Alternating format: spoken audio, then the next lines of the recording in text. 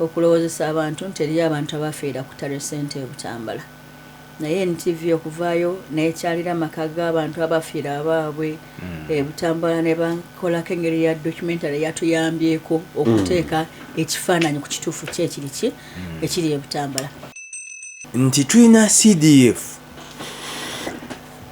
acting as if is the president ate nga ne president talabika kuvaayo kumulisi traininga buli bafumba ebintu ebifaanaganako bwe bityo families nyingi zibona abaana bwe babakwata abaana babatta buli banoonya ab'amagye nga banoonya ku ssente bagala okubawongeza ku budget babayo bafumba ne bayo families zibonabona ewaffe bagandi bw'oba ogenda okuwasa ne famire gikole ki gitunuulire gwe twagala okurikonsayiringa naye oba gwe twagala okwogera naye ateesa atya omuntu alina omuntu we mu kkomera yeetaaga okukozesa buli kkuba erisoboka okuvaayo ne bwe wanga ogenda kuvaayo I agree yes oteeka okuvaayo on principle otherwise Mandela singa yakkiriza to sell out to the boers South Africa wouldn't have changed Interreligious Council I think ne bakyala mu maka ga Kyagulanyi ne basinkana mukyala Kyagulanyi now bwe yavaawo eje ne liruma mukyala Kyagulanyi ne limufukamiza right akole statement akole statement nga yabana because nalaye mukulu Kayanja ng'akola statement Kayanja pastor yakoze statement naga naye bino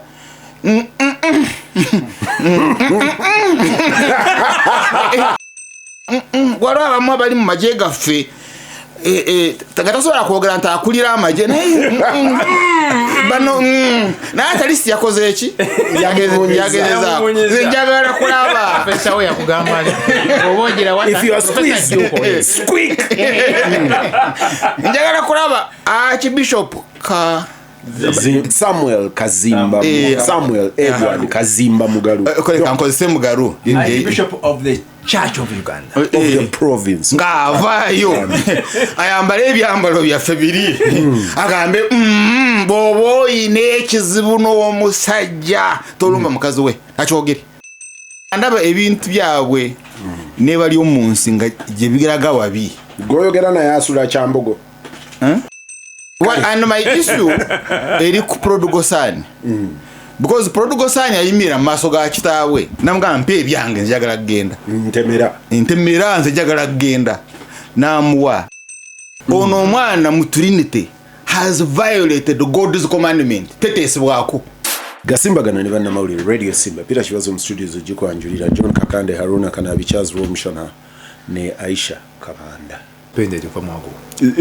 agotwale but emwanyi zaffe abadde asinga okugula kati Morocco, Lebanon, Egypt noyingire Germany awo naye Lebanon y'omu ku beexporta b'emmwanyi mu nsi ow'amaanyi ne Egypt era bwe ntuna bwe nti naye emisiri gyayo gy'emmwanyi giruwa si kyekyo kyokka ssebo America ebyennyanja byaffe bigendayo nnyo naye gwe kibazo boss kibazo agula omwanyi from South Africa mubadde ki you are a native importer from South Africa obadde obuuza nze nnina obuyinza bw'amapeesa wamu kankyogere nfe you are a native importer of coffee from South Africa obadde ogamba nti mu America ssebo tutundayo ki ebyennyanja ebisinga abantu bye bali eyo biva wano ebimu twalina omukulu Kakando ono mu China nduga nti ebyennyanja byamwe bitubitwala eri ne tubiparkinga biva China ne bigenda US naye nga amazima gali nti zibangegeeza mmwe no by the way ne engege is kana biyisa mu mawulire ayangamba engege is Bungereza engege the brand of engege mbadde ngamba nti Bungereza eyina engege nti yazijjeyo no bagula engege but your brand ya Kenya it's not so much it is engege nga tukomyewo wano mukulu Kibazo mangu nnyo kampite mu bibaddewo engege ize jaluwo kati mu Uganda mwongerako I'm talking about kyogamba wajalo basooka okumanya engege ekigambo mukisharinga mwenna abaali ku Nalubale mwagattako oli yeeyi eri ngege bali bakopa Baganda simanyi kibuyogera naye ono wa lulimi literature ono yabeera nnyo Kenya kati alowooza nga muna Kenya bwe buzibu bwe mpuliriza ngenda kuba disclaimer naye bwe tukomawo okuva mu mulango nga Kakande ne Romshana tebaliiko tulina Aisha Kabanda tulina Aruna Kanabi tujja kwegatibwako ne Kennedy Mutenyo ate ekirala ekizibu kye mbansigaza kyokka be mbansigaza mu studio bombi basobola okugenda mu State House kati mbeera bwe yabadde mukulu kibazo mangu nnyo wiiki eno tubadde tunala muganda waffe Muwanga bamukomezaawo mu kkooti Full House ne bamala ne bamuteekako n'abalala 24 gaye baga nti baali ba agent be bali be bagamba atalaji mu wiiki yemu era there are others still at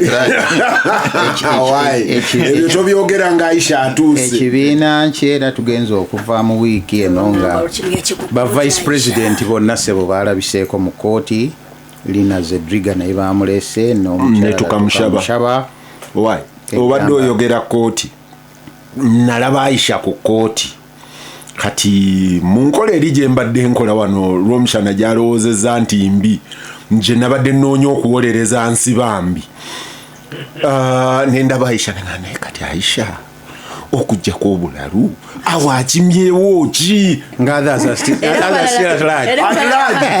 atulaji yeeretedde ddala mu maaso g'omulamu naye mukulu kibazo sigundi yekka omutaputa yataputira ddala naga ndinaabalala abatannakwata abaali abo buli omulaniko okunoonya jjadde mpalampola wayiswa bwate bamutwala ng'agenze ku kkooti naye kibazo temweraliikirira because ebintu bifollowinga order tuli ku phase ya vice presidents tunaatera tugende ku tunaatera tugenda ku phase endala of vice general secretary sebo wiiki eno era yakulira akakiiko akasunsula abeesimbyewo omukulu Sebuufu naye yalabiseeko mu kkooti era wetwogerera kati bamusindise Sebuufu oyo baamukwata ng'enkeera tugenda kulonda mukwano gwange omu ku MP mu Kampala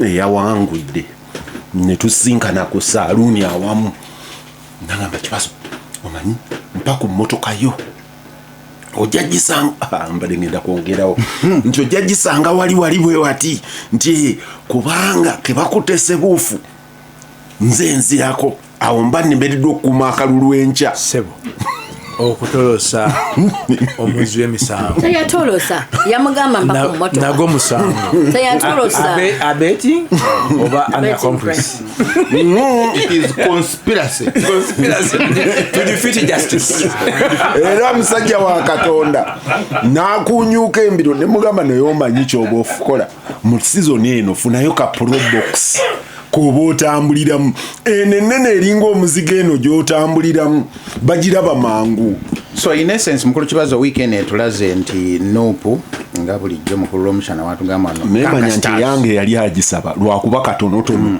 kati nga tayagala bamulabire munene Ganga Stars wetwogerera nga gurupu bwetyo ndowooza kibiina kya Nuupu be bakitwala Romshana bulijjo anaga nti Ganga Stars katowaaba madde mpabye baddewo mawulire summary ba vice mukulu gibazo weekend era nawe wamulabye akola ki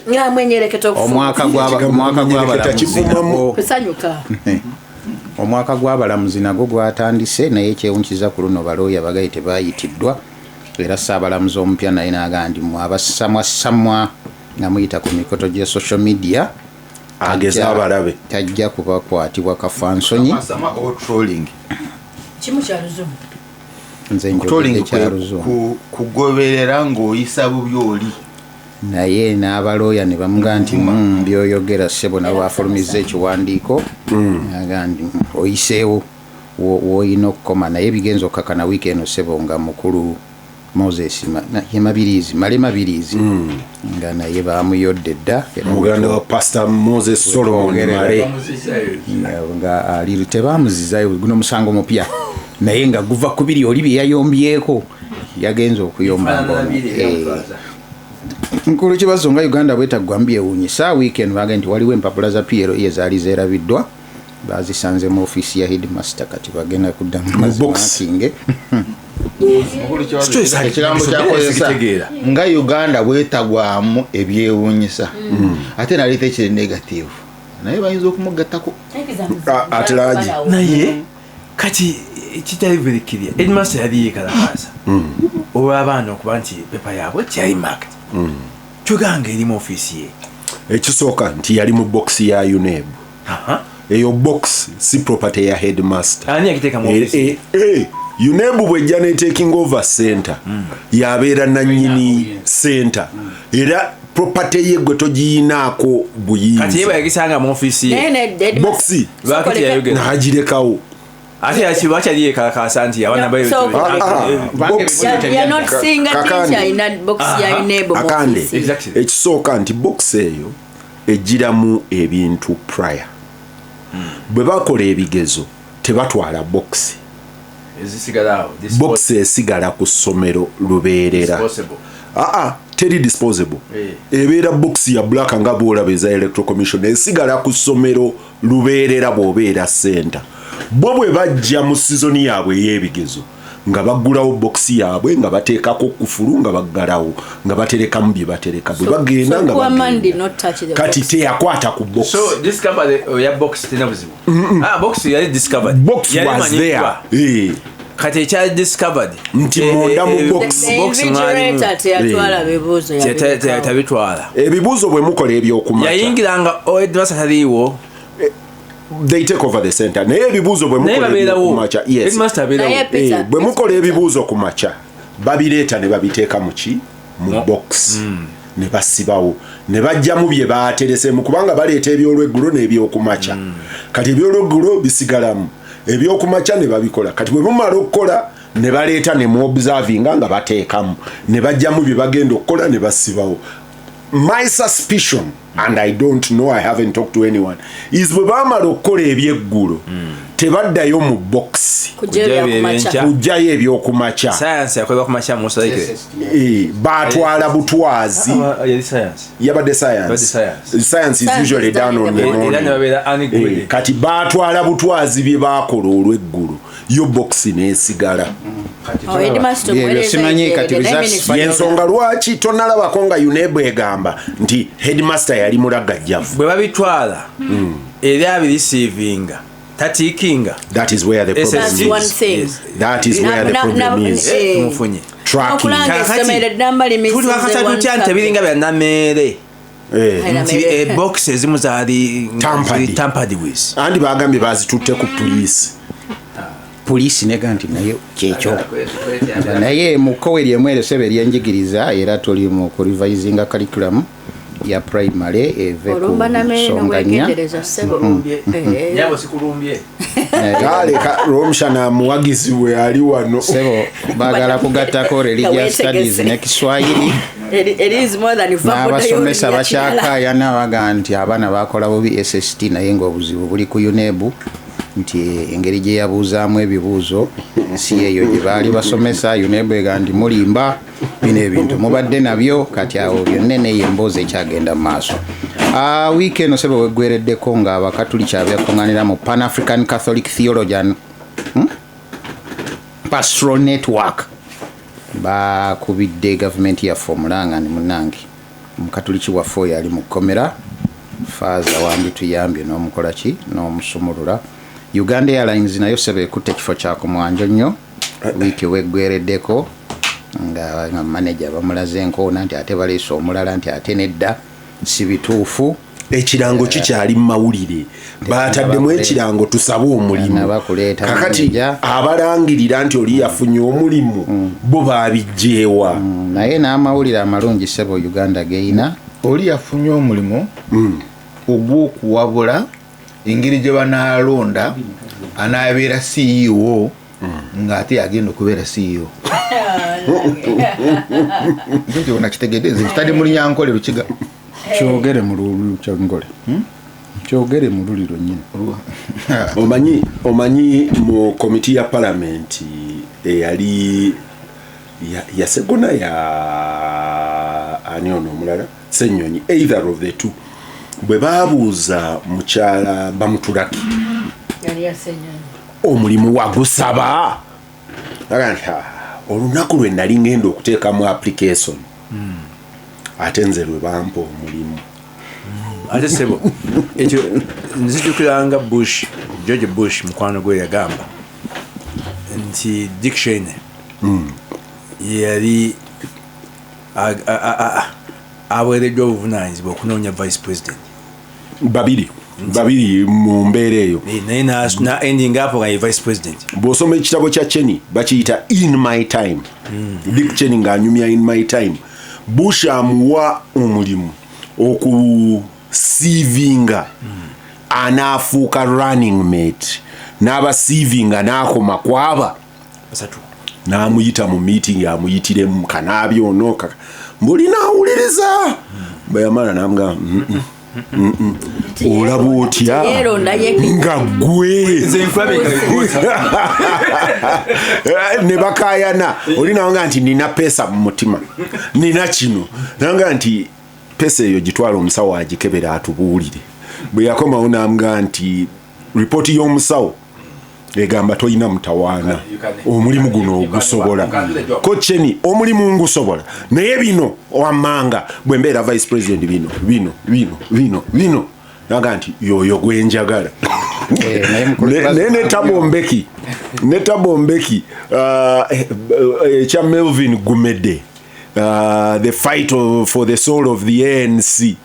Mandela bw'ava mu kkomera aga nti bampitire mutabani wa Mbeki, tamuyita na Tabombeki aga nti bampitire mutabani wa Mbeki, twamuweereza asome Bulaaya n'akola ensobi emu n'awasa emitala gw'okidaseko n'awasa emitala nti naye mulenzi mulungi n'amuwa omulimu n'amugaa nti njagala onkolere kabineti eneefuga bino birowoozeeko n'amuwa ebirowoozo by'anaateekamu.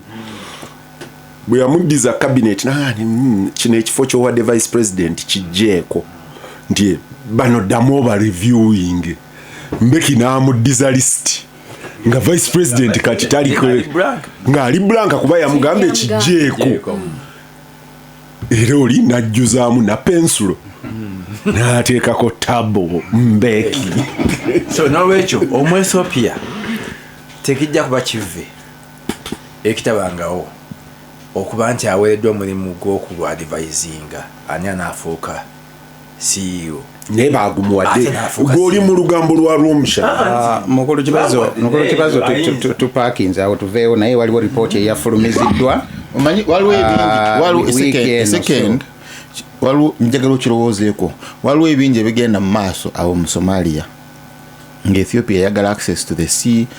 Ethiopia ina ebizibu ne Puntland Somaliland okusenza abapasita bebagenda okuba mu Gaza ina diiru ne Israeli oyina Egypt naye eyingiddewo awo kati bw'owulira nti Ethiopia bagala kugiwa airline zizaffe n'ekisaawa Mwajja kutereera naye se mukulu kibazo mukulu Dr. Moses Byaruhanga director wa Health and Police naye wiiki eno alabiseeko mawulire afulumiza report n'aga nti obulwadde obusinga okutawaanya abasirikale mulimu malaria ne mental illness nga bususse mu ba police officers naye ze kyasinze okumweraliikiriza ye mental illness eyo.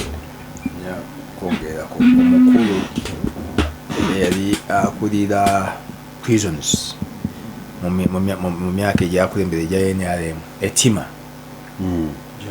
Joseph Etima sajja ali mukatuliki bulungi nnyo yaŋŋamba nti abantu bonna abasinga bakola nga ba hangamen batera okufuna mental problem. Okuhanginga abantu sikyamuzannyo n'apoliisi kaakati poliisi tehanginga abantu naye nze ekyasinze okuneeraliikiriza ega nti abasajja n'abakyala abo bemulaba emitwe bulwadde bukulu nnyo gye bakola ki gye bali naye ku ludda olulala mukulu kibazo Mulago yagaye nti egendagenda maaso n'okusimbuliza ensigo bakakola ku keesi 9 naye kati zigenda kweyongera oba wiiki eno ndowooza batandise naye n'abasayansi abanoonyereza bennyamira olwa ebitongole ebibafuga bayongeza ssente ze bawaayo nga bagenda okukola clinical research okuva ku $4,000 ne babatwala ku $1,000 kyebaga nti kigenda kuleeta obuzibu.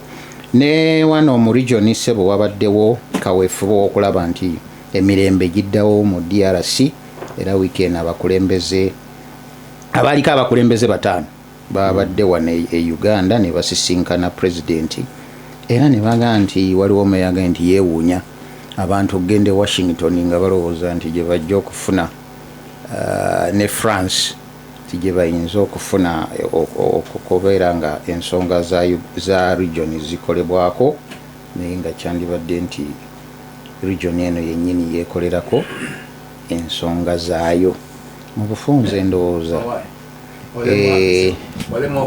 okubaaga akasanke noga nti ojja kubaaga limaaya babagambye bayagala balabe muzeeyi Uhuru Muigai yani Uhuru Muigai Kenyatta y'omu ku abo ababaddemu ne security nayo nebaako abantu babiri beyagendye abo tibageza ne balinnya ekigere kyabwe wano mu Uganda mwami Robert Amsterdam ne Geoffrey Smith bayabadde badikba. Njagala ayaliko president mwabo oba wa Nigeria oba wa Kenya atuuze mukulu Kagame ne mukulu Tshisekedi ngali mu mikarabanda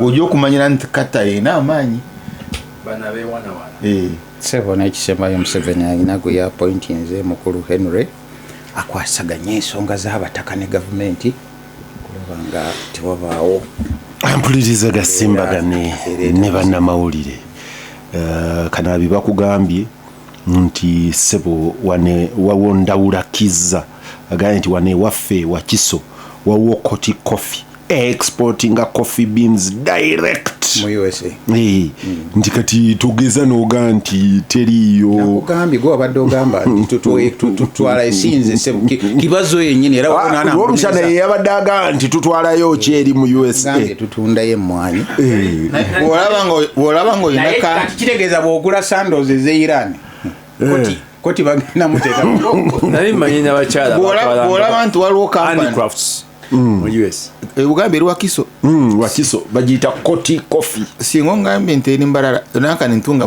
but bw'obanga waliwo coffee factory kibazo gyatamanyi nga ya coffee nti America bagimanyi bagambye Kakande nti Ssebo ekalangaalo n'abakoba teyakubayo mbuga yeeyo gye bamuzaala ono akugamba naye akugamba ali oba Bungereza +47 abeera wa gye bamuzaala nange sikiwakanya kubanga naye natera ngagenda nga bajjajjange nga ne bagaa nti naye era mu kitundu kyekimu yeezaalibwa ne minisita Mayanja ow'ebyettaka Sam Mayanja aveeyo benga nti ayava walala sijja kwogera naye naye ekyekkubo kyo akiwakanya ali Bungereza omulala naga nti ku nsonga ya programu lw'omushana kwe yali ne Nameere mbwi Mungu programu yatuswaza lw'omushana kyali kimusanyusa akubuulidde mbu Abaganda n'empisa zaffe ennungi naye temudangamu kutulimba kakati naye omulala naga ku nsonga ya Kabanda mugigendeko mpola kubanga kati alinaanye obuyinza obusembayo mu ggwanga minisita mukwano gwera Kabanda David ani Matia Kasaija oyo mukwano gwa yakyalina ekikopo ekyokuba nti yatambula n'ava mu studio in the middle of an interview naga hakati obago yaga kwediramu bediremu ze ngenze neoloza aliyeka n'omulodi alina gye yafuluma ntayingenze oyo tanafuuka mulodi oyo tanafuuka mulodi akyali mu kyo kyembadde mwogerako ku kyenguudo is very critical because nze ndaba ewaffe even MPs abatali mu cabinet bakola enguudo using even their own money but ekizibu kyawo abaminister babiri gye baba bakola nti tebalina enguudo I think the problem is solved enguudo mbi naye babawadde emmoloka ennungi ono so they have got good minister Betty Kamya yabagamba ng'ayogera n'aba NMS mmwe ti ebyo bijja kubonyabonya mmwe nze oluguudo bwe lubeera obubi nga bampa VX eyitawo shock bwe zifa nga mmwe muggula obulwadde obunkubira eyo ate era kakande talina reason to complain ate MP waayo nsegumire kibedi nsegumire constituency yenyenyi neewunyiza bamukomezaawo neminisa bamukomyawo naye kakande let me deal with this you see that is part of the biggest problem mu civic information gye tuwa abantu mwe bamu ku bafudde b'MP okufuuka kye batali okutandika okuspending $1 billion ne bakomawo nga basiiwuuse baayuuya member wa parliament talina kukola nguudo that is not their job member wa parliament talina kusima nzizi member wa parliament si undertaker nti buli lwe mbeera n'omulambo ku kyalo mubuuze ng'omubaka teyazze kuziika Museveni agamba nti mumpe abantu bange abananzijukiza yerabira nnyo manyi abananzijukiza nti ekkubo ly'egindi sebo sikole wano wetaagawo health center wali wetaagayo esomero naye bano bemuweereza bamulyannyama John emabegakaawo district zali zifuna emitwalo $2.5 okukola ku nguudo palamenti eno negamba nti obusente mubaamu butono nnyo mubongere at least bafune a minimum of $1 billion basobole okukola ki enguudo enguudo is a responsibility of local government. Save for particular roads is a central government.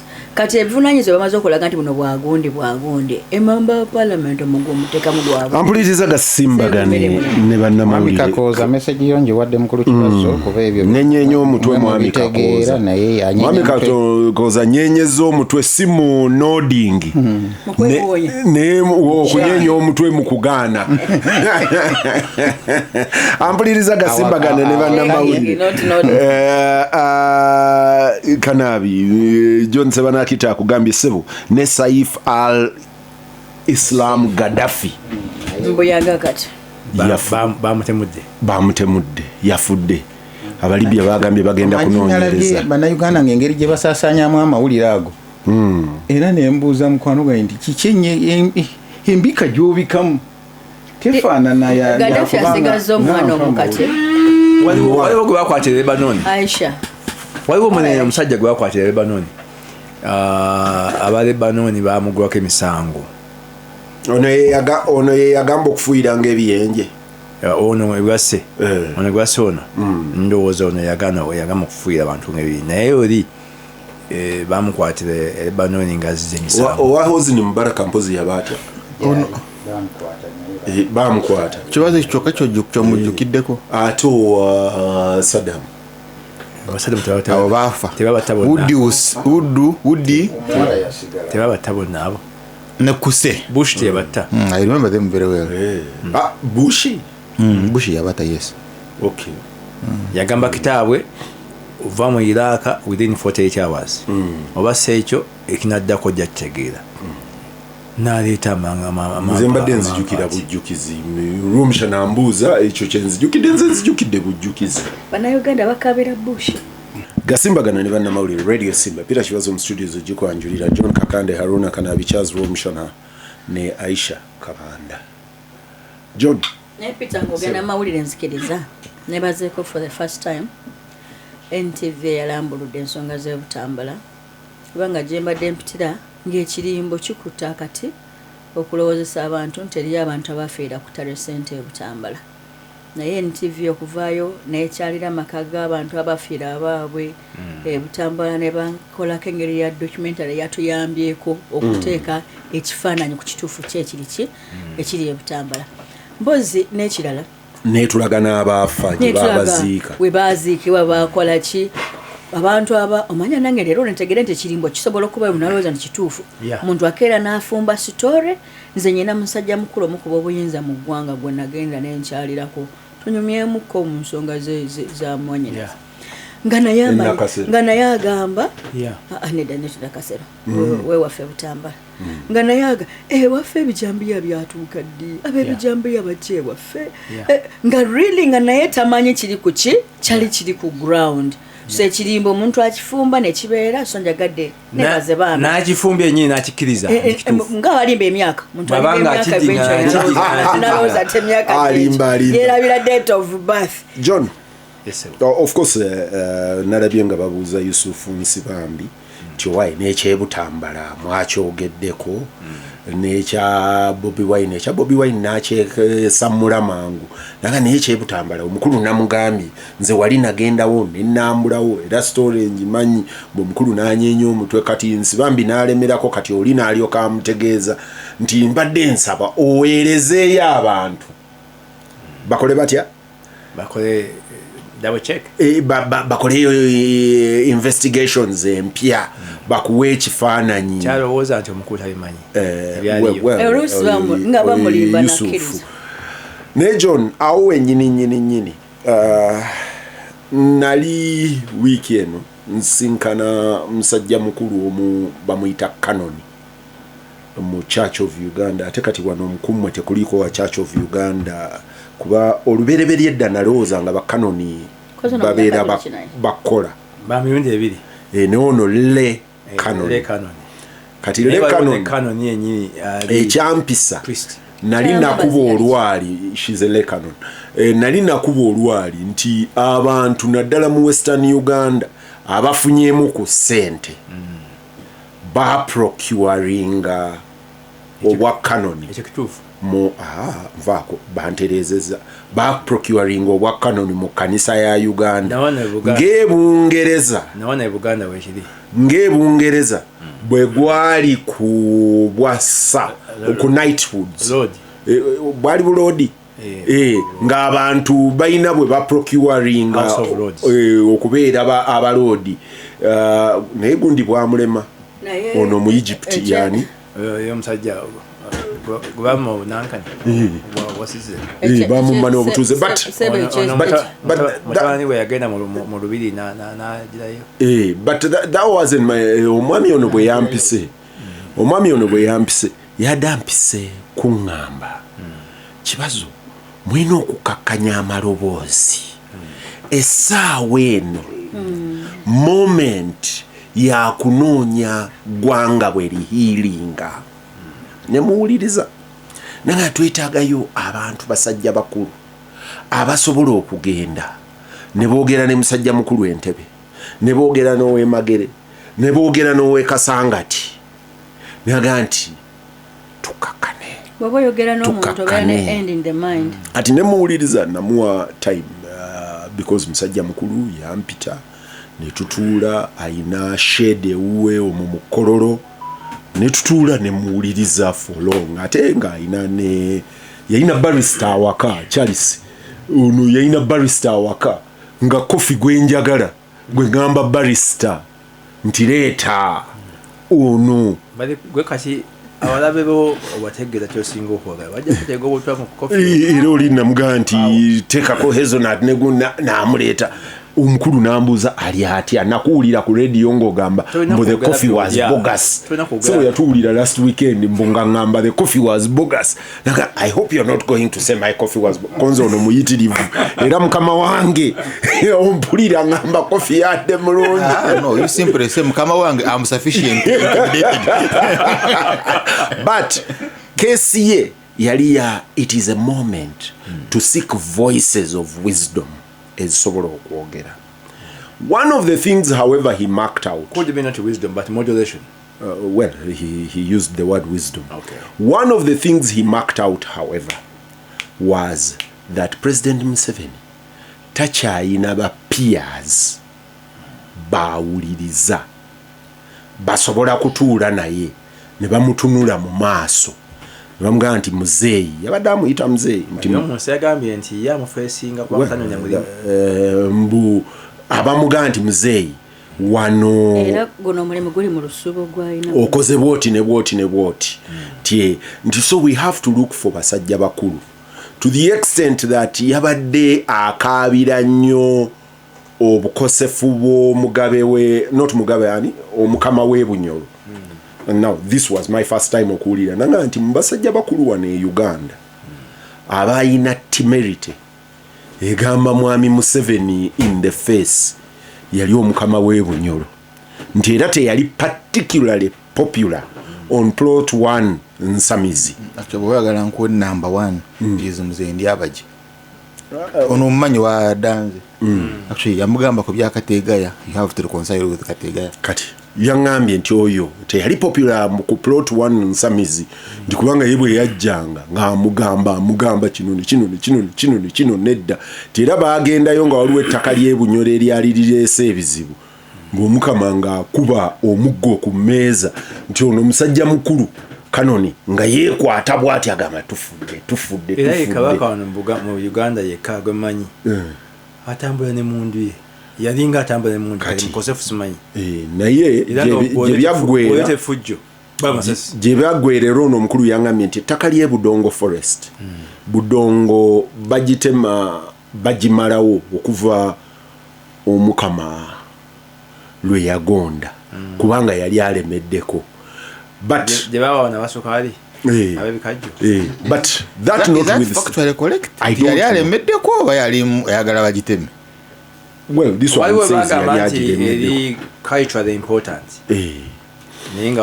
But John jetulaga yoli aga nti it is a moment for senior voices. Aina abantu bangi be yamenya abatakyaliwo abamu abagonda nze namugambye nti Mzee Bidandi is in a fairly weak position kati takyasobola kwetaba ebyo kuba yadambuza Mzee Bidandi konze Mzee muleke but ng'anoonya basajja bakulu.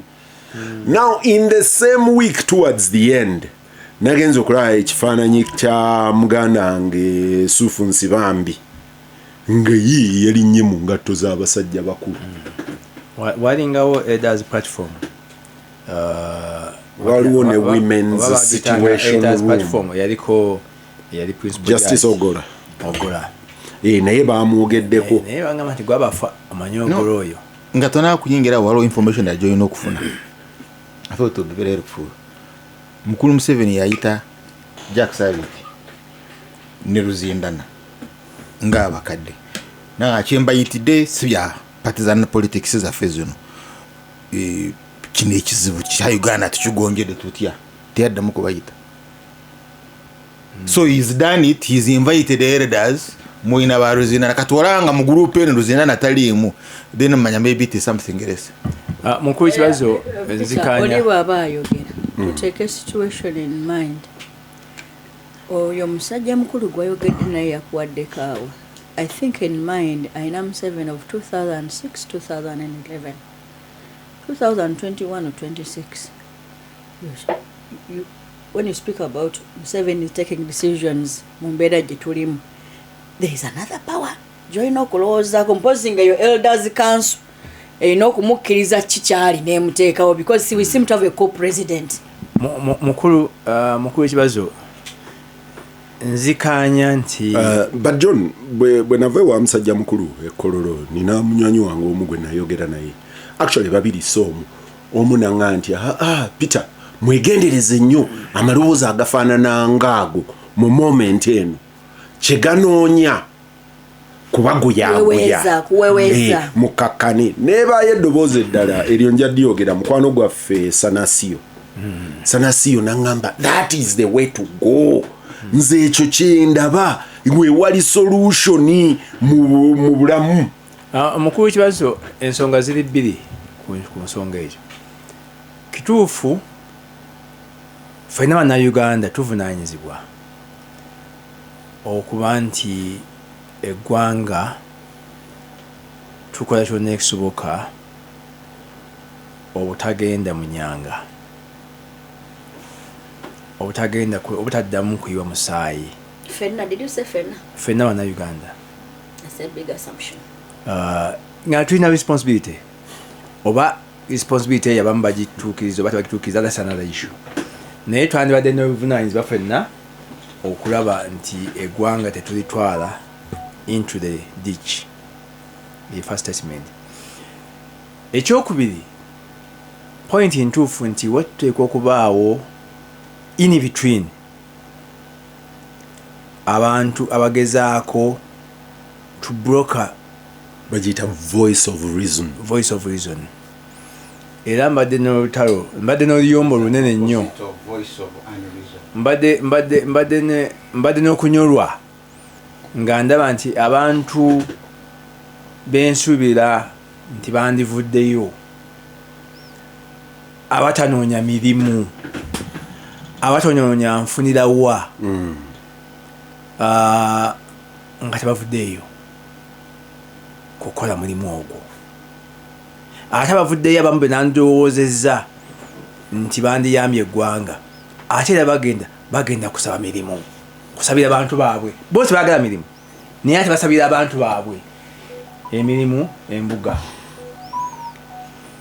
abakulembeze b'eddiini nandirabire nandowooza nti bali above basobola okutunulira with an objective mind naye bangi batulatinze down actually John nga basiba abantu ne bwe basiba omusosodooti bwe bamukwata olubereberye nga bamubuzizza tannatuuka mu kooti faaza Masaka nalowooza nti bannaddiini naddala ewaffe mu ekereziya they abandoned their core route exactly. okutuusa omusumba Severus Jumba lwe yakuba enduulu the rest of them went under their beds era naye baagamba nti baawukwisa statement indeed nti ennaku zaamala kuyitira ddala eziwera ddala ate nga kyali kimanyiddwa engeri abamutwala gye bamutwalamu naye wateekwa okubaawo nga reconciliation teteekwa kujja nga mubikkirira ebiva ebikoleddwa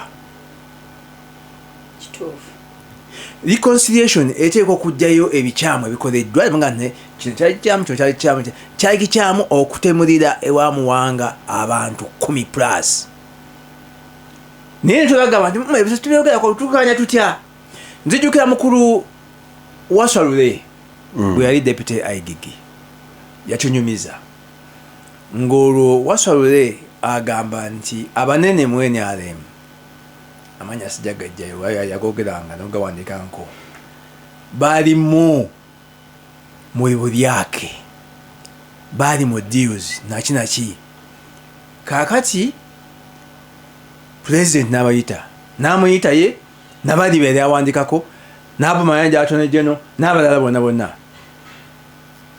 n'amugamba mulongo buzibu bwoki n'abano kati mbayise mukole ki mukole reconciliation onungamuga nti reconciliation nze sina mutawana nabo naye balyake babbi ishu yange nabo oli alowooza nti there is a personal difference eva ku birala personal kana bisimwagala first year ekirevu ekyo engeri kifaanamu sikyagala naki nga sebo nze biri byenzijeeyo bikyamu basooka baddemu ekyo biri byenzijeeyo ku bo bikyamu kati omukulu nga tayagala kwaki kuwulira kubanga bali baali bajwanyiibe nga tayagala ono abalumiriza era nti mu meeting eyo omukulu ya storming out n'abaleka abo mayanja n'agamba Wasalule okusina ku Wasalule n'agamba Wasalule nti Wasalule under the circumstances olina okuyizayininga n'amugamba sijja kuyizayininga ngobe kubanga nze ndi ku mazima era enkomera byonna yagaana okuyizayininga ne bamujjako amafuta ne bakola kino naye n'agaanya mu kifo sijja kuyizayininga kubanga omuki issue nti reconciliation ejja okukavaringa abuses reconciliation presupposinga nti buli akoze ensobi ye eyogerwako kati tugamba nti yes tulina to calm the country naye ebikolobero birina okusooka nebyogerwako nti naye mukoze kino nakino nakino nakino nti temuteeka kubiddamu n'abakoze ekyo ne bakkiriza nti twakola ensobi naye kati tulikonsayiringe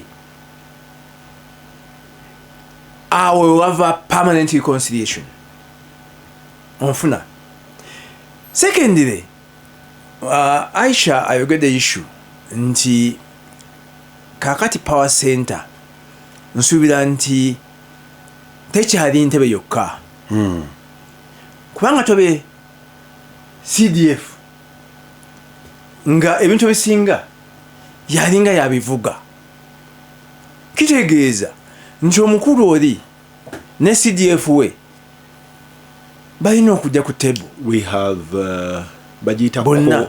bagita co-presidency. Omanyi abantu nga batunuulira the banter okuyomba wakati wa CDF ne bali omunsi. Nze mu communication nadde paying attention to the pronouns, not the whole statement. Naga nti we, ani agamba we, the general, we will not. You have no job.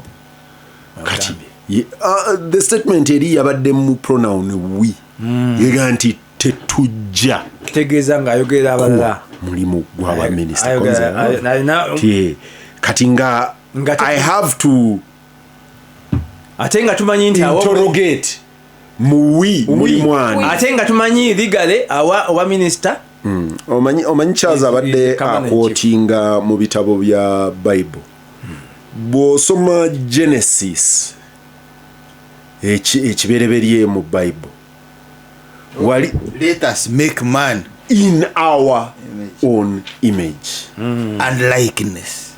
Kati ako nayagala nnyo kainterrogatinga naye ekizibu nti omusomesa wange wakatekisimu yabanga n'embooko naye ayayogera in let us make man in our own image is not the son. ye nanyini buyingi. But here the son yayogera let us make man in our own image. Mukulu kibazo kati ekyo kikugamba nti tuyinawo a trinity somewhere. Mukulu kibazo oba mu lulimi baliyo gye bayita pluralis magisterium.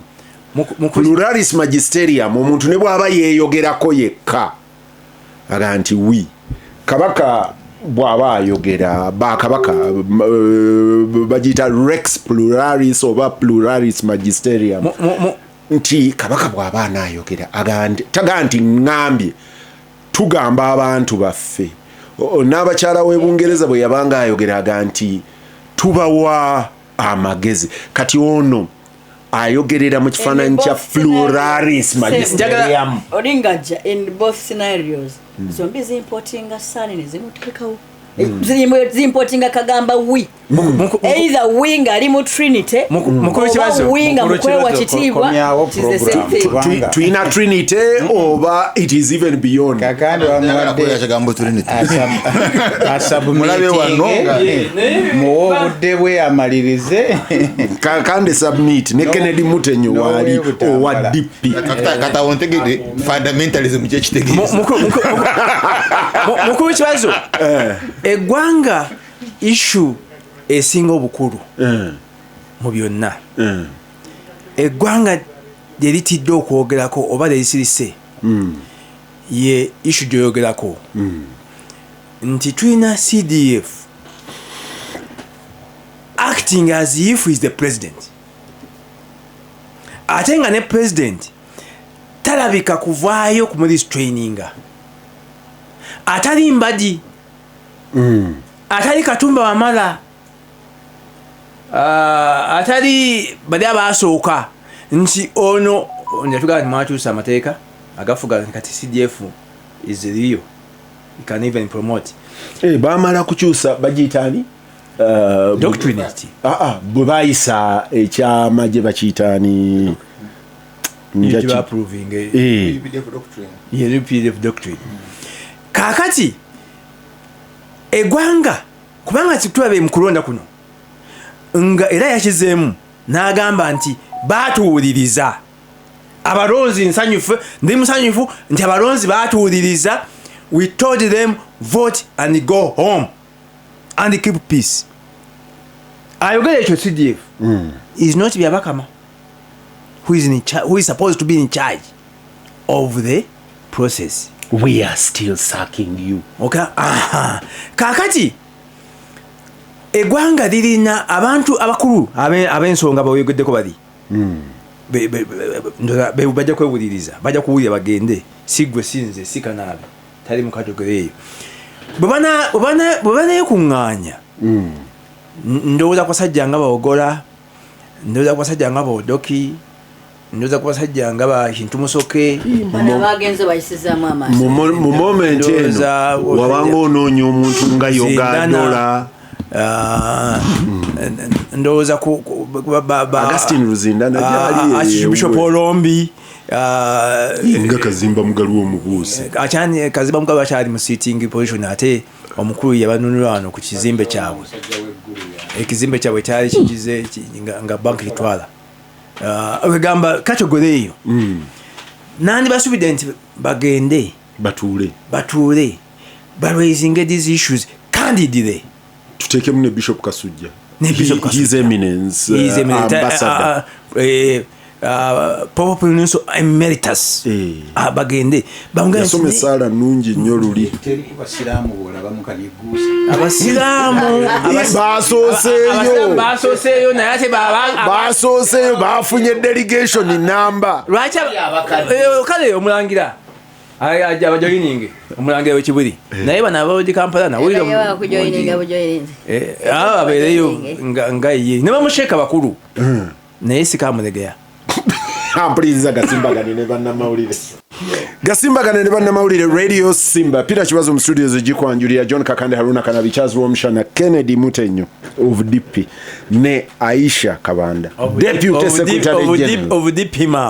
Deputy Secretary General ani wabona mawulire agagamba nti bamugoba Why nange nalaba amawulire nga gaga nti bamugobye mbu kati asaba bwa DC Siraje n'atuze meme Siraje naga nti Kennedy nti tebannamugoba ne samulabye ku press conference ne ngambo wange Kennedy wange sebo ku press conference mweba abawuliriza mbalamusiza mu nsonyi okutuuka late Kennedy mu Gasimbagane tetubuuza nga tutuse late ku press naye kiba kya buntu bulamu engeri gye nakuze amateeka gawana okay wano twali buntu bulamu naye ne press conference nze bulijjo siyimirira eri lwa nsonga kati ekyokubiri ndiwa DP namba 8 y'ekibiina enzikiriza okukolera DP ekintu kyonna era abamu balina bye baloota obaleka ne baloota Simbagane ekyowozaako olinga omugobe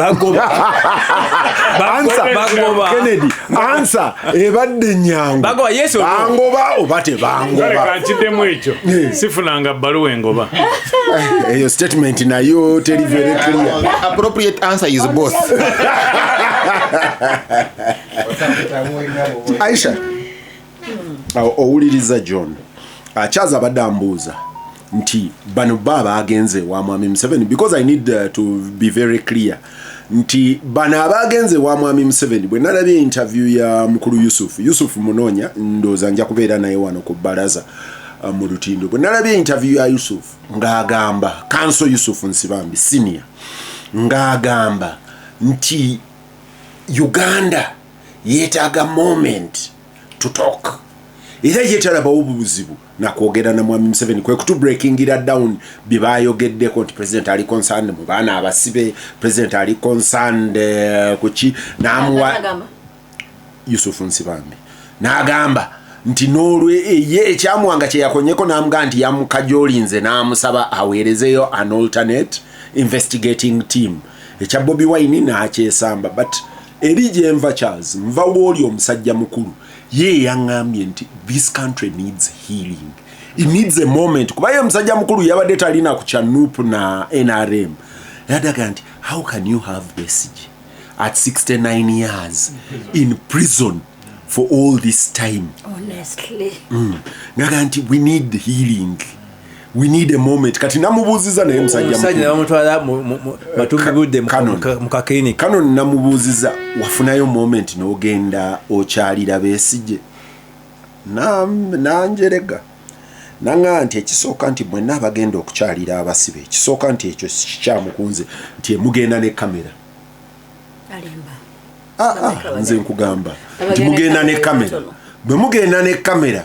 Ndi mubate munnatuuka na kumusiba oba mumulabye oba temumulabye mwekubisa ebifaananyi nti kiba kitegeeza temugenze kulaba musibe naŋŋamba nti ne bwe mugenda mu ddwaliro nti mutuuka mu ddwaliro ne mwekuba serefi n'omulwadde naga kati nze sijja kubuulira oba namulaba oba saamulaba ati bali omuntu yagaa nti yagenda n'amulaba naye oyo ye yagenda oba nedda yaŋŋambye tajja kumbuulira oba yamulaba oba teyamulaba.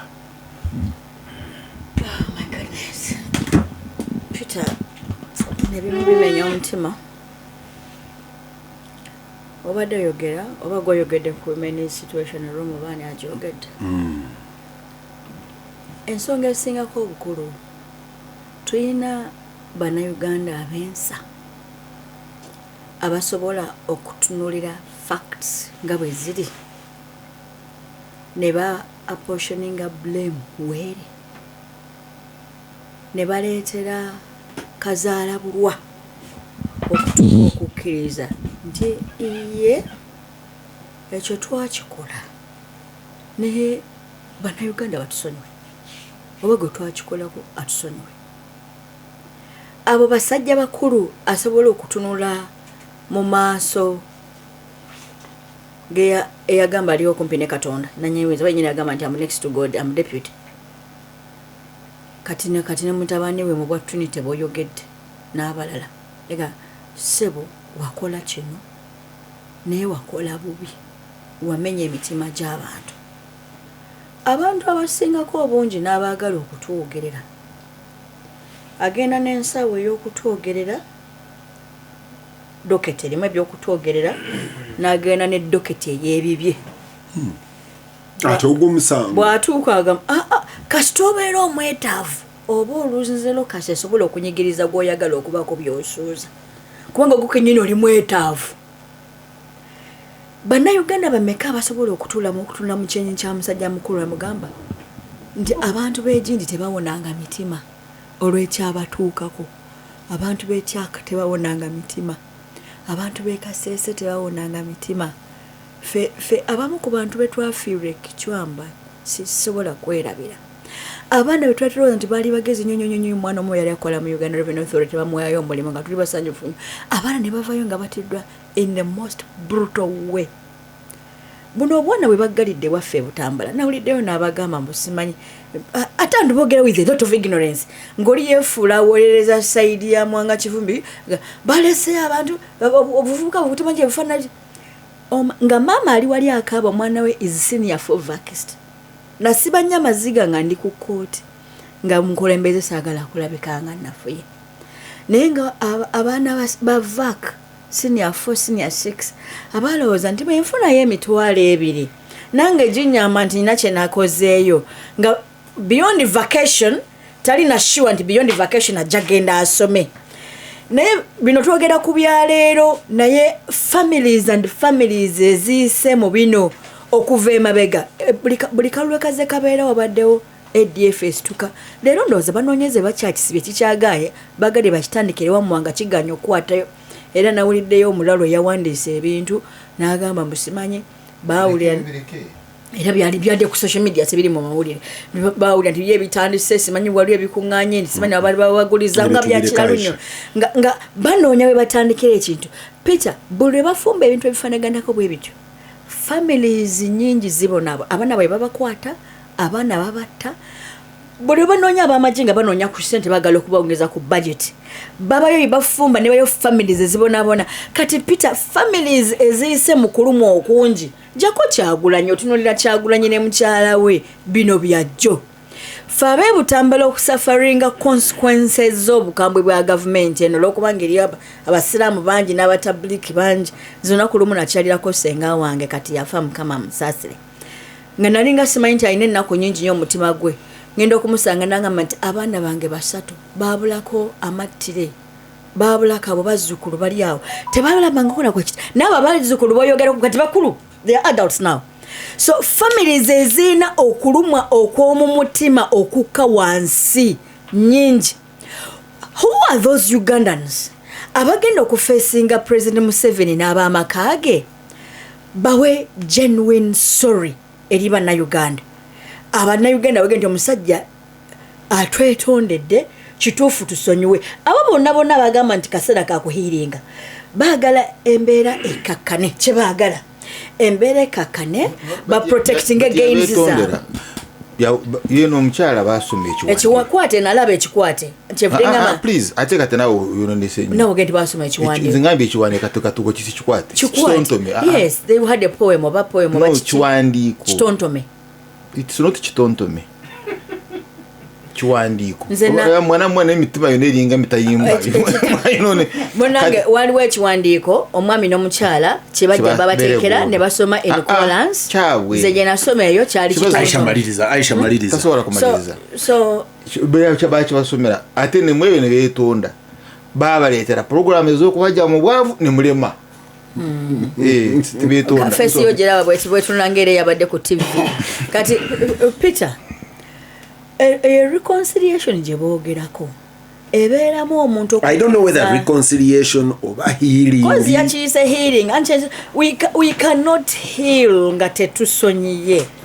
Kizibu okusonyiwa ng'omuntu takkiriza ensobi ze zaakoze. Naza acknowledging nti ensobi gundi ne gundi twagikola era n'olwo Museveni lwayogerako wano lwe baasoma ekitontome kyabwe question yandi bagabe beeto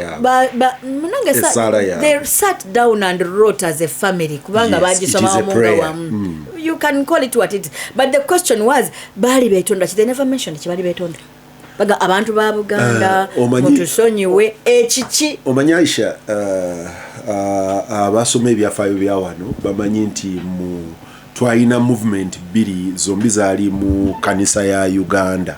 Wawo ya kanisa ya Uganda Mboga Zaire, wawo ya Uganda Anglican. Abasooka okubuulira enjiri wano tebaasaba bantu kugenda ku kadaala kwogera bibi byabwe. Aba Revival Mission bwe bajja ng'oyimirira n'ogenda ku kadaala n'oyatula andi mukagundi omwana wa gundi nze nakola bwenti era eyo mission teyafuuka popular mu Buganda ne Bunyoro ye Christian Revival Mission teyafuuka tata wanagenda gye yagenda nayo mpaka e Rwanda teyafuuka popular mu Buganda ne Bunyoro. One of the writers says that Buganda ne Bunyoro bali bayina ensonyi ku incest yaliwo ng'oli tayagala kwogera nti yazaala omwana wa gundi bo tebaafuuka yemu ku nsonga ezo. Mu nkole kyabanguyira era bajja ne baatula era we wava ezo kati bw'olaba wano twalinawo gugudde twalinawo bamunguyu mwema waliwo ne RDC kati Aisha olina okukkiriza nti formation zombi ez'okwetonda ekkanisa yamala nezikkiriza nebayo abeetonda mu kyama nebayo abeetonda kuki ku kadaala ffe waffe ogenda mu nsonda wali mu penetensiya wekka ne bisopo oba ne faaza wekka no lining out kati Aisha kyosaba ne kanisa yakiyamendinga eyo iyo goeka gwetonda ne katondawo ne kati bino bya parties biri party ya grieved ne party ekoseddwa mbadde wa mukisa nti tuddeko meetings za South Africa Truth Commission mbadde wa mukisa Peter nti mpaddeko meetings za Women's Situation Room nga tutuula nabo nga tubagamba muri betegefu tuogere ku nsonga zino nga bagamba batya nga si betegefu gasimbagana wale ensonga zotayagala kufesinga Haruna nga nzijewo eri mukwano gwange musomesa wa philosophy n'okubala simanyi bwabigatta aga nti bemusindika okuteesa mubawe nebye banawaayo ndi nga mugenda okuteesa mubeere ne bye munawaayo.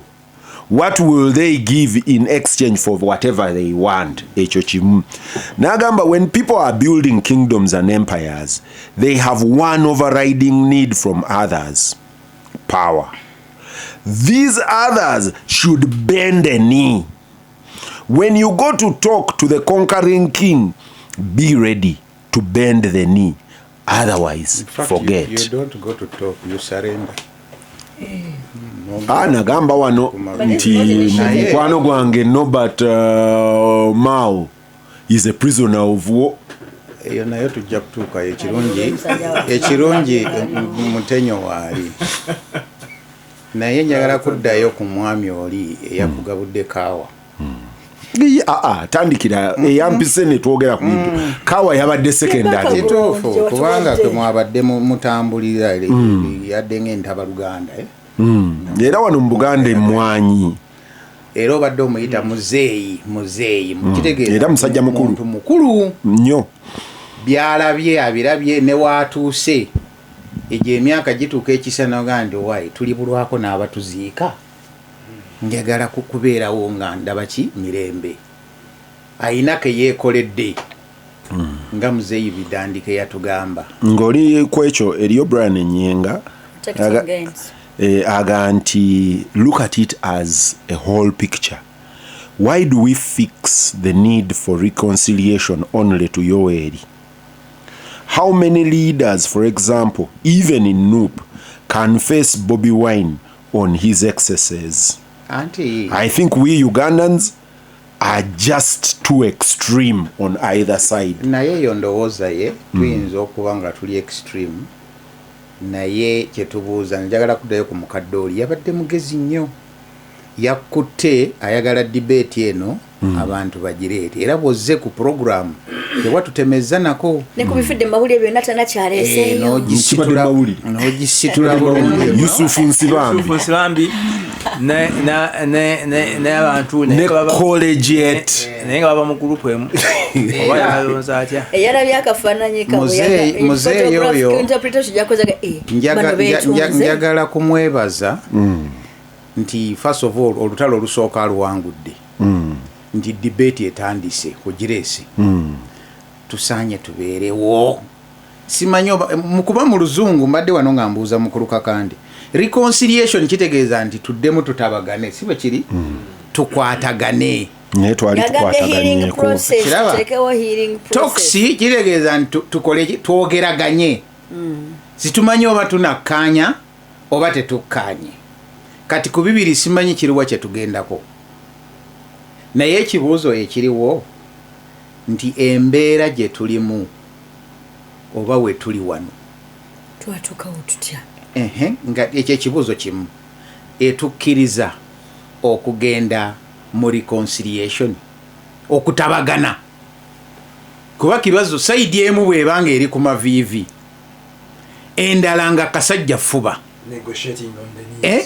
nti noona agamba nti munnange nzize ewuwo njagala mulaba nga ne saidi eno endala agenzeeyo kuba ate bwe yavuddeyo nalabye agikuba ayagala kwogeraganya oba alinga agamba oli nti ssebo amaanyi gakususse niye tukusaba okendeezeeko tukkiriza ssebo eyo embeera njagala tugitegeere settlement eri ludda wa mu ssaawa zino kuba mukulu kibazo n'abatuwuliriza nze ndowooza nti Constituent Assembly was one of the best balw'omushana bano gye baali ng'eggwanga we twatuula ne tugamba nti bannange kyova olaba nti twateekamu n'ebyo ebigambo oyo omwana yafa given the history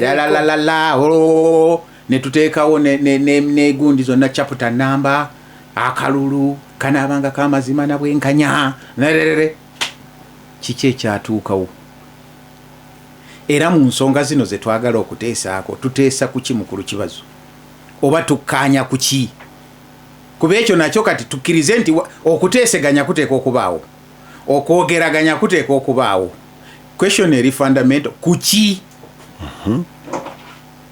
oli kyabadde agamba nti mubawe kuki kuba gwe wagenze ogamba oli nti twogeraganye naye nalabye mu eyo gundi abagenze nga ne muganda wange mukulu wange Nsibambi mwali bage nti oba w'amawulire yabawaayiriza nti bonna abagudde mu kalulu ekyo si kituufu abagudde mu bululu kyo si kituufu kubanga saagenze sima yagambye ababaddeyo ku sayidi eri bali bagwa yagambye bonna bakola ki tekuliiko yayise mu kalulu agenze wooli naye kiki kye twagala okuteesa kuba singa tugaa nti twagala okuteesa but you see mwabo walimu ayali owerukiga yali wa Lukiga yadda mu bigere bya Jacksabiet abadde wa Yero kati oba oyogera ku bya reconciliation abajjirawa kyobalaba Addis ono mugita Addis kibazo gyolesi oyo omusajja woyo okutamatama oyo omusajja wa transformer kubanga nkyesebo sijja kukyogera ndabe ontunulidde nze kyabuuziza nti ne NRM mulimu abali mu opposition mu NRM ne NRM kati nabo reconciliation is needed. onoonya oyo wa Lukiga eyo tuveeyo nze njagala kusooka tusooke tumanye ffenna tukkaanya nti we tuli si walungi. That's not correct. How? Oli yagambye nti akaluwa kano bukyanga tubawo tekabangawo abadde kalungi nnyo kati akkaanya nawe byoyogera bwe tubanga tuli walungi kyeki tuteesesa amagye ku makubo. Lindako John bamugambye bw'oba okola list y'abasajja bakulu abaanayogera ne munywanyi waabwe oba atali nti mulwanya muli eyali naye okuva e Dar es Salaam tumwerabira bamuyita bambala zaabwe Semakula yakugambye oyo mutuufu nti mulwanya muli muteekemu kati awonze nyogeddeko ne John Kawanga naye yajjira ani akatike wafe musajja Mulika Dani ne Dani Mulika ate kupaawo naye mubwe munoonya mu ggwanga lyonna kuba mukakasa ne mwaru eyo nawa yonna wali aba kakati tusooke tuteesa kuki twogeraganya kuki era baani aboogeraganya baani bano bootwala kubanga bwe ziba njuyi bbiri wakati wabawaga nti ndeeserwa omushana ne Aisha benjagala okukola ki okutabaganya kati mu muzannyo guno ani gwe tutabaganya nani naye nga anaasabye okutabaganya era ani atabaganya bo baagala yo omutabaganya ali credible enjuyi zombi zinaaga nti yes kakanda mpise kaŋŋende n'oli naaga nti tugende tulyoke kiki ekibatawaanya nze ndowooza nti eyo gye bayita reconciliation kakati eyo bwe tuvaayo tusooke tutunuulire n'oludda olulala kuba bino birungi okutegeera ewaffe bagandi bw'oba ogenda okuwasa ne famire gikole ki gitunuulire gwe twagala okurikonsayiringa naye oba gwe twagala okwogera naye ateesa atya okwagala kuveeko naye ateesa atya mukulu Mutenya ali wano baatambula ne fayiro zaabwe ne bagenda ne bakola ki ne bateesa bavayo besansa bigenda okukkakkana nga ne bye baateesa tebyagala byatulwe naye nga bagenda ku lwa kibiina mu 1980 abantu beerabidde bangi waliwo abaali balina position eregamba temugenda kulwana mujja kwonoona eggwanga mulindeeko emyaka 5 obo tajja kukola ki tuddeyo mu kalulu mukwasaganye empola mugende mubeere mu paalamenti abo baakola ki baaga nti ebyo tebikola ne tujja mu toksi z'e Nairobi abantu bazeerabidde endowooza era waliwo okukola ki okuteeseganya kukone tewaliwo okuteeseganya mukulu kibazo n'awalala wa buli lwe bagenda okuteeseganya saidi endala esigalawa esigalawa kati ebyo byonna nga tetunnaba kuyingira wali tusooke tutegeere ki kye twagala okuteeseganyaako gwe tuteeseganya naye ye rekodi eri etya n'abo abagenzeeyo batubuulireko bwe baateeseganya naye kiki ekyakola ki ekyavaayo. Charles Rumushana kansooke na Kennedy Mutenyo abateesa oli agaa nti buli ateesa naye mu mbozi simanyi oba bateesa oba bakapitulatinga it's pathway to amnesty kivunuuli kubo lyakusaba kisonyiwo kitegeeza nti obeera okapitulatinze kyekigambo ky'oluzungu capitulation ogonze kati oli omulala so oli kugunsinze eri ewaffe oli mu penitence kati gunsingidde ddala kati n'oweebwa ekibonerezo kyo then you are reborn anew. N'olisi kyeyabadde anoonya Kanoni adda nti we can disagree, we can remain in disagreements, but there are certain minimums as a country ze tulina okubeerako. Alina omusajja mukulu gwe yakubidde wa uniform, a commandant of one of the service sectors. Nanga naye bino bye mukola bino ndina gundi wano nti ebyo wange tebiriiyo ensirika nga Kanoni munne bano ba prisoners of war. Buli muntu alina eddembe okulowooza ekintu nga bw'ayagala, naye ekirungi ekiriwo wano nsanyusa okusanga nga muteesa ku either reconciliation oba dialogue, whatever it is, kiwe erinnya ly'oyagala. Naye tutuuse we tuli, nze wano ng'oggyeko ndowooza John Kakande mu kinaana walonda, nange nalonda. Haruno na hizo vya Haruna. Fefe twalonda. Kakati olwaleero nzize njogeraana buli lwenzijana tewali kipya kyabaddewo kitabeerangawo, but ffenna twogera Aisha kubanga embuto zivaamu abantu balekerawo kuwasa, kubanga emmotoka zikola accident tebakyavuga mmotoka, ennyonyi zigwa tebakyazirinya. By the way, ekintu kye tulina okukola kiikino, waliwo wano omukulembeze omwe yagamba nti Uganda kati erimu ebiwayi bibiri, abalowooleza mu kuteesa n'abatalowooleza mu kuteesa. Kati ekintu kya dialogue ne reconciliation kyabo abalowooleza mu kuteesa. Abakulu bano bakwata emmundu ne bagenda mu nsiko emyaka 5. The solution was not found. Yagamba abalowooleza mu regime change n'abalowooleza mu status quo. Kakati ekyo nja kukuwuliriza kuba naliwo. Yagamba this country has got two groups of people. Abalowooleza mu dialogue government eriwo. John n'abagamba nti yagamba kuba nali mutudde mita 2, abalowooleza mu dialogue ng'abali mu iPod n'abatalowooleza mu ki. So kati buli muntu waddembe okulaba eggwanga lino nga bwe liri. Bw'obanga wali obaddeko mu ggwanga eddungi, ffenna abali wano abasinga twasulako ku nsiko nga tulya wano mu Kampala, abali mu Kampala no saa 9 twazzeeyo eka. Bw'oba tolowooleza mu kuteesa, tolowooleza mu kusonyiwagana, what is your alternative? Kyewandikoze bali abateesa baleke bateese, gwe toteesa because you don't believe in it. Naye omuntu nsibambi kye yakoze wano Aisha mu akalulu ka 2021 nga kawedde, waliwo iPod Summit eyatuula emunyonyo. Jim Akena ne Nobert Mao ne bagamba Museveni abaana bano be mwasibire Masaka eri mubate, 6 of them were released. Kati gwe bw'oba toyingirangako komera. I went to Luzira prisoning and wa myaka nga 6. No, to visit my father. Bw'obanga tomanyi komera kye litegeeza, omuntu alina omuntu we mu komera yeetaaga okukozesa buli kkubo erisoboka okuvaayo.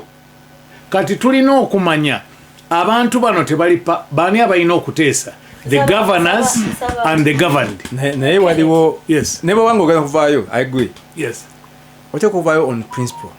Otherwise Mandela singa yakkiriza to sell out to the Boers. Okay. South Africa wouldn't have changed. Okay. Kenneth, ekifaananyi ekisiigibwa nakyo kiba kifaananyi kigendereddwa kusiiga a category of people enziro, nti waliwo abaagala okuteesa n'abatayagala kuteesa. Okujja ng'otubulirira n'abatayagala kuteesa. Nenze manyi nti eriyo abaagala okuteesa gaga ffe tugende ng'okuteesa kwabwe kulinga kwa kwetonda. Tugenda tulumba omusajja tugenda tuteewuluzeemu. Eri abaagala okuteesa nti tugenda kuteesa naye tekuba obukwakkulizo bwe tuteesezaako. Tugenda kuteesa ku transition. Tumanye kye tugenda okuteesaako ekirala. Tunoonye nebyo tuteesezaako ebize bitatambula lwaki. So nze kutegeera kwennyina kuba tayagala kuteesa akwata mmundu. Okay? Abatana benda babona bagala okuteesa. Oyaga nti abaga nti okuteesa kubeko obukwakkulizo aga nti tetufayo waleka kuzo waleka kuzo tuteese. Yes, kakati nga bwe njogedde ebiri mu Uganda wano siwe bisoose wokka. John yayogedde ku Mandela. Mandela yatandika okuteesa n'abaamusiba abazungu nga ne ANC temanyi. That's true. Nga temanyi. Era ne bajja bamukyalira mu kkomera nga balaba bamukyusiza bamutadde walungi ne bagamba ni atuliddemu olukwe. Naye nga bazungu bali on their knees. Who is not happy? Actually Kennedy mwekyo Kennedy mutuufu nti Mandela bwe batandika omu-withdrawinga okumugjayo nga bamutwala e Cape Town gye yasulanga. Yes. Nga bamugjayo eri kwa Ireland ne bamuleeta e Cape Town. Ekisooka naye yabeekengera. Naye nga naye tagamba banne ng'aga nti w'obagambira bagendaga nti wabasuubudde. Naye nga n'abazungu bawidde pressure. So John ebaforcinga ku table. John So John kyogaa nti kati pressure tennabaawo. Mbeera ki eriwo? Kyeŋŋamba buli omu abadde wano tumanye embeera eriwo si nnungi.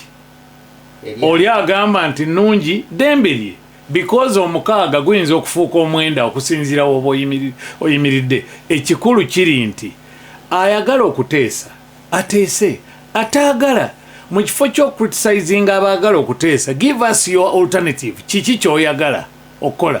But at the end of the day waliwo eggwanga lye bayita Uganda erina okuba ebiri e Uganda wano byali bibaddeko awalala byamalibwawo okuteesa. Mukulu w'ekibazo njagala kubanga olekanga akyusi on setting his own questions. What is the question? Issue badde basajja bakulu abatanoonya bifo mu gavumenti abatanoonya nsimbi batuukira balina obuyinza babagane naye waayi ensonga eno nene osaze layini kaakati naye gwe oyogera kwagala ebifo mu gavumenti nedda kiikino ekyo sikyogedde ekyo kikyo ekikulu kiri kimutwala by'abantu ku baŋŋambye n'abafa abaali mu DP ne bavaayo abo twabalabye so point gye njogera nze kye ŋŋamba first of all baani abalina okuteesa the governors and the governed, abakulembeze n'abakulemberwa. Waliwo obutali bwenkanya obuliwo. Nti gwe nayogedde naye musuubuzi era nkakasa nti teyeetaaga kusonyiwa misolo. Tulina okumanya tulemenga kunafuya ofisi ya kanoni n'otubuzabulizaawo. Andi bale kanoni abamu basuubuzi. Ekikulu kiri nti ani naani abalina okuteesa balina kuteesa kuki, but it is now not debatable nti twetaaga okwogerezeganya. Ampuliriza nkomawo ne Charles Rw'omushana yasimbagana ne bannamawulire. Ampulira what happens in Vegas stays in Vegas.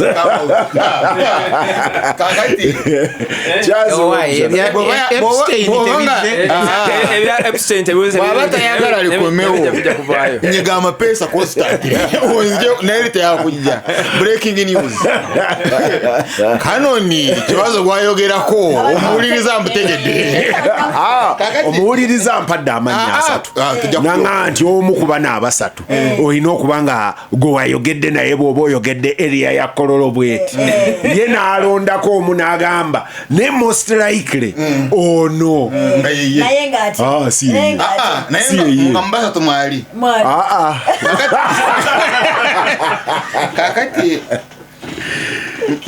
we have two scenarios. Yokeke badde yange okulya ebyalo omushana okigwako kibazo yampadde keeke nkyala kibazo yampadde keeke badde yange kati obujja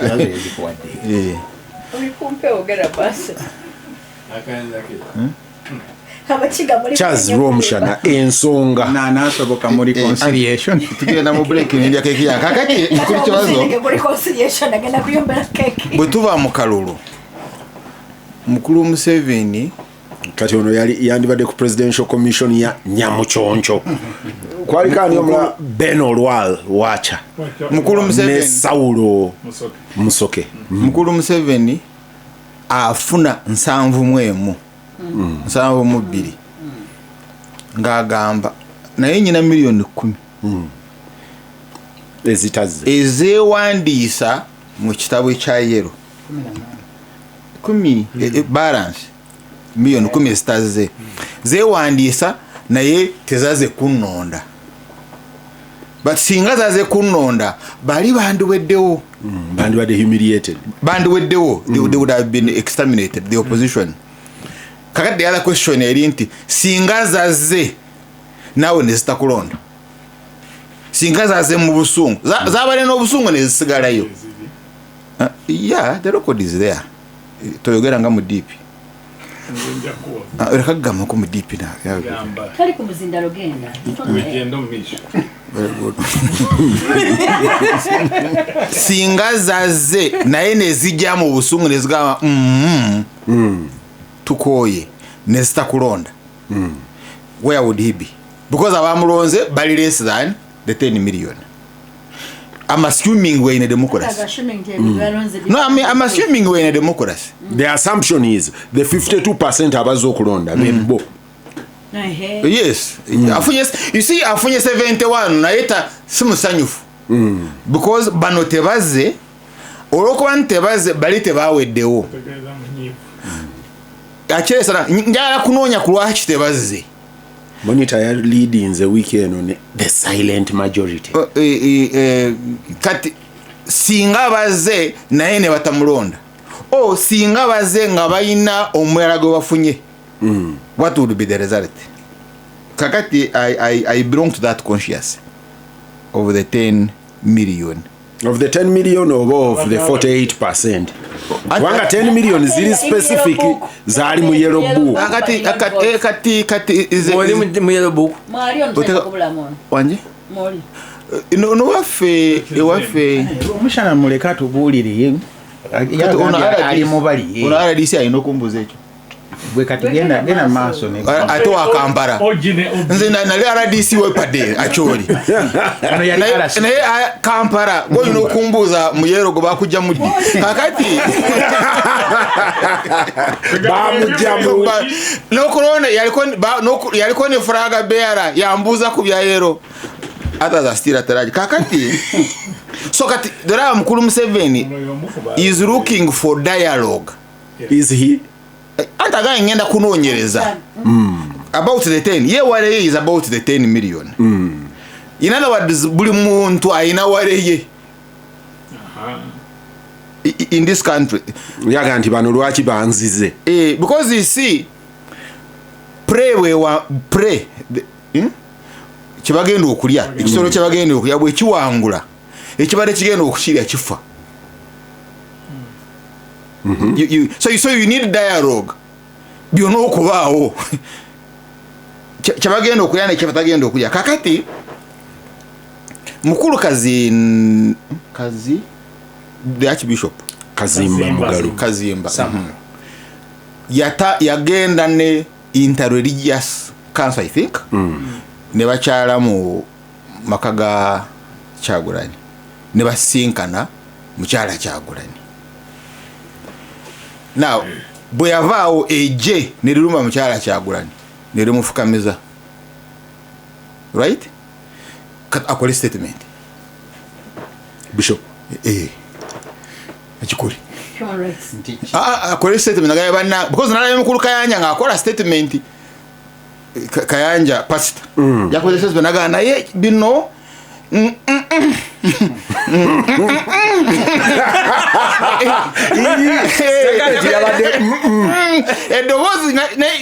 because for the first time ngasi yeriyo yomanyide God mujemera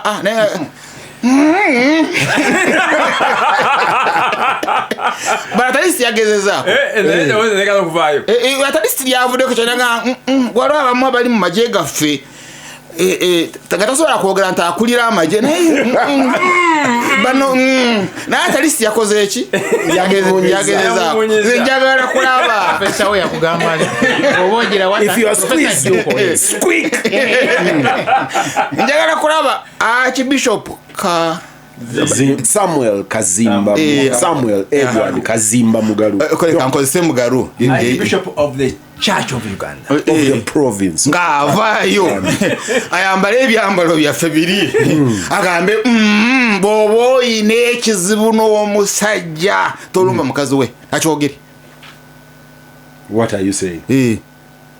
God oli kanoni Kanoni si yakusinkanye Kanoni ata alimu akidiko na leno actually yani badategeeza Bishop we first and foremost Kanoni ngatana tuma kibazo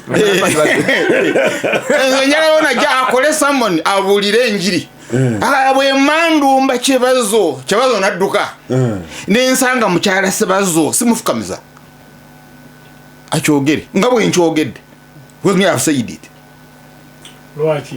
I've said it and you see you can tosobola by the time ogenda okwera confession I confess to Almighty God and to my brothers and sisters oba omaze okwera bamuli munda yes bagita introspection yes nokiriza wano ndi muntu ate ndi mwononyi kakati temusobola genda kuteesa nga temunaba kukkaanya nti mugenda kuggwawo. Now the second one which is bigger and for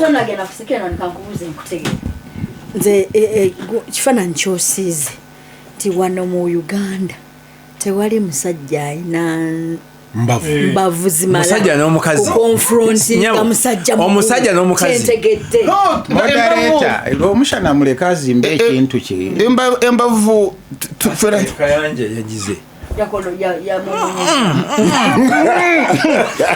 kakati the yagezezaako si oli omwana yatugamba tusome novena omwana yayimbira mu maaso because I talked to a friend mukwano gwange bali njagala kwogera tetusobola kufuna muhoozi Keine Rugaba nga wa brother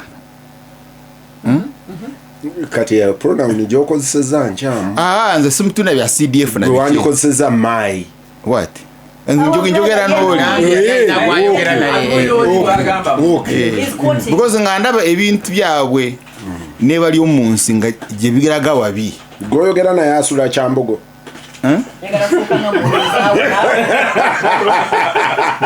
kati alinanye wali ewa Kabaka memba wa Simakoba ebyo sigenda and my issue eri ku Prodigal Son because Prodigal Son ayimira maaso ga kitaawe namugamba mpe ebyange njagala kugenda ntemera nze njagala kugenda namuwa but yekuba mu kifuba and the statement is the statement is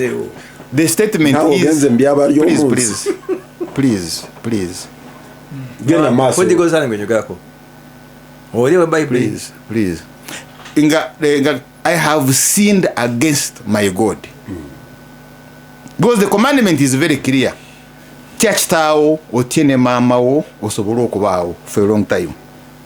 That's God's commandment. Kati president kitaawo waaba alonze gwakola naye choice ye n'omulumba oba olumbye kitaawo. So me that's the basis. You get it's not about CDF president obadde okyagenda mu maaso ati ngamba aliko enjagala okuwulira ati ngambo mutudde ne kanaabiwo ngamba can't we talk to yes your brother anti nze wendyaawo nti oli is daddy oli choice ya daddy is a choice of your father. Tomulumba ati gwogamba oli nga ngamba oli wendaga n'okunzikiza teyanzikiza tugendeyo naga gwetoranta abalala basirise tobinteekamu. You see that worried me okubanga olina mikwano gyo nga kanaabe twandiyogedde munono talina kwanukula kitaawe ku choice ye. By the way oyise kanaabi omugaa nti kanaabi gwe mmanyi gwe munywanyi wa Kakande fenna nange sejjamu because I wish him well. I wish him twandiyogeddemu kanaabi agaa nti ntai ku issue ya daddy ku issue ya kitaawe because kitaawe amwagala it's manifestly clear but ono choice ya kitaawe ne kitaawe ya mutuma genda ogamba abantu tetwagala kukwata Kyagulanyi simanya obontegeera the messenger who is being hit is a messenger of the father kati namugamba gwe rumusha nzendeka gwe tokimanyi tola abalate basirise gutochera okay. I realize there is a problem.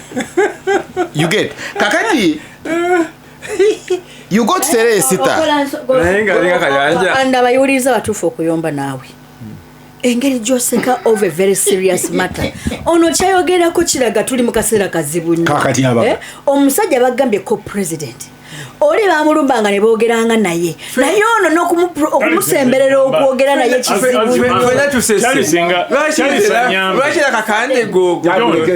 lwaki twagala abakulembeze b'amadiini bakole ebyo nga bwe tubadde mu campaign abamu babadde mu masinzizo mubeeramu bakandidate basatu ne bayitako omu abamu ne bawagira abalala kakati they have lost their qualifying statement. Yes, nze nina bembadde ndaba ku TV oli ali mu masinzizo kibazo Aisha nange we are candidates ngajjayo Aisha yekanga bamukuba ekifaananyi. So you want them to be fair when they have been unfair? Kuyambe Kennedy in due respect y'ebigambo bya Canon teyagambye nti musindike bannaddeeni yagambye basajja bakulu osobola ofuna basajja bakulu wa Johnny abadde describing baani abasobola kati ate lw'omushana n'adeyaringa kibisopo okutya kwange kuli what is he ono omwana mu Trinity has violated God's commandment tetesibwako fear your father and mother and live tetesibwako. So mukulu mugalu ne banne baina locus chora ngamba ngatona kugamba bisati bisati osonga mu Kennedy oyo kalo loyo agamba oli agenda ogamba omwana you have violated this commandment. Isonga ya moyo kati isonga ya moyo ngaitana agenda mbire birala spiritual because this is now kakati now you have violated the commandments oli yakugamba ono ya avenger wange. You see please yes. you I don't know why you are trying to water down that critical issue. Okay, katugenda now kakati kadi kanveyo mukuru Matthew Chikegiri mu nyumba ye mwe bateseza okulumba ate mu nyumba ye okulumbe kabamba mwe ba assemblingira n'okutesa I confirmed it through the late Emmanuel Kafundeza ntana abatesa kugenda okulwana namwe bakola ki because kumbaga ya the mutabano wa late Magara yaliwo and yawa speech nagamba basigadde I think oba 2 yene mukuru Museveni abali in the original meeting eyokulwana so batesa mu nyumba ya Matthew Ruchikegiri mukuru Kagame ne mukuru Fred Rwigema bali amanga 27 silo na kulwa yesterday but how was that consensus arrived at? Yokuba Kagame is part of the consensus yabiri mu musanvu ye akiteyesa ako mukuru Kagame naye we yali ayire ebizibu ne mukuru Museveni ani yabatabaganya. Where is the elder? Do you see Ruchikegiri mukuru Kagame wachalira neka ngali vice president nga atabaganya ono noli? Why not? I mean, but you don't see it. Olawa ne Matthew Ruchikegiri nga resigninga olwokuba mukwano gwo Kereba kandwanaho abadali awo UCB. And this is the elder you have. This is the elder you have. Forget about in Ruzindana. Ayaliwo mukulumba mbalala in 1972. But here Ruchikegiri go batesezewo amanyi the entire ideology. Abawe nyumba nagenda mu exile. Wamulabe mbana abasinkanya Museveni entebe. You get? But you see, you see, they were in the consensus of Kategaya. Omumugira muwanya muri, omukadde omulwanya, mukuru mukadde omulwanya muri. Ojo mubuze bo bamutuma agenda agamba omukuru Museveni consensus yaba Kategaya Ruchikegiri Ruzinana n'abalala on the future mukuru Museveni amuyisa atya. Mubuze bamutuma. Yes. No kan sina permission yogera kubino. Kati go and do research. Go and do research. So where we are is tosobola kubaawo na kuteesa nga toyina abayina omugongo even to draw the topic. Because you see, eggwanga we lituuse, the spineless cannot talk. Oyina proliferation y'abalalu kuteeseza eggwanga mukwano gwange proliferation mushrooming muddu awulira gamba nti ali junuru funuru nti eddalu majinuru funuru nti eddalu liyina emiteeko for you kati nze mu muteeko ndabika ndi ku bottom for you to be part of the national consensus. Abatuuliza balina okutegeera ekigambo proliferation weyongera okututumuka abalalu beyongedde okututumuka. For you to be part of the national consensus, you must be mad, you must be insane. Not mad. Insane. Simbagane ne bannamawulire ngenda kusembayo ne kano nadde nsoma excerpts za mustard seed ku musajja omu eyafiira mu nju Embaale ewa Mawumbe mukwane wabano nga Mwami Museveni agamba jona labye monitor nga egize nembikkula ngenda ku page nga Mwami Museveni agamba nti bwe babalumba ababiri basigala mu nyumba ono n'agenda mu kisenge n'akwata n'alobinga grenade esooka ey'okubiri n'atta abasajja ba Amini 11. That was Baba Kyambogo, Bali Kyambogo. Kati 11 bafudde. Kati grenade ey'okusatu yali agikwata agikasuke. There was only one survivor. Museveni was story. Teyaliwo yali yadduseemu yagaa nti ye yabalekamu ne basigalamu babiri munne woono ne bamutta kati bali abasigala abalumbe 11 oli n'akuba grenade ne bafa n'akuba ey'okubiri ey'okusatu bw'agikasuka n'ettanono kakasuka n'esaanyaawo ennyumba.